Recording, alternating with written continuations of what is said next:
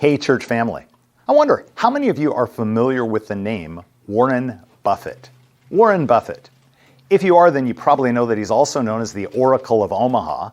And every year, Warren Buffett ranks somewhere on the list of the 10 richest billionaires in America.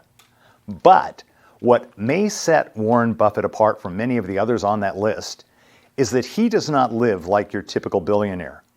He's famous for his frugality. I mean, billionaires live in mansions, right? Not Warren Buffett. He lives in the same residence in Omaha, Nebraska that he bought in 1958 for $31,500. And he says he has no intention of selling it. At an annual stockholders meeting of Berkshire Hathaway, which is the investment company that Warren Buffett founded and was CEO of, Buffett was fielding questions from those in the audience.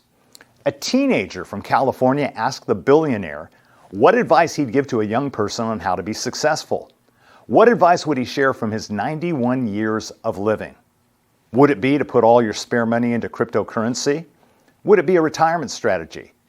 Interestingly enough, Buffett's response had nothing to do with money and everything to do with becoming a better person.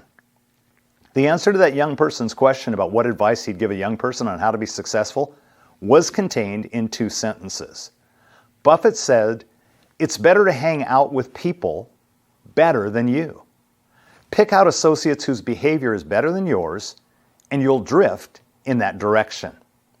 I love that advice from Warren Buffett because it's very similar to some words that were written by another very wise man. And the wise man I'm talking about was King Solomon. In Proverbs 13:20, Solomon wrote, "Walk with the wise and become wise. Associate with fools and get in trouble." This life lesson is vital, not just for young people, but for all people. You tend to become like the people you hang with. I wonder, have you ever heard the old phrase, if you want to soar with the eagles, you can't run with turkeys? If you're going to be wise, you've got to get some wise people in your life. If you hang around with fools, sadly, that is what you'll become. So I want to ask you, is there anybody in your life right now who's giving you input for good and for God on a regular basis? You need that kind of encouragement if you want to become a wise person. I pray that you'd have people like that in your life, and I pray that you would be a person like that to someone else. Amen.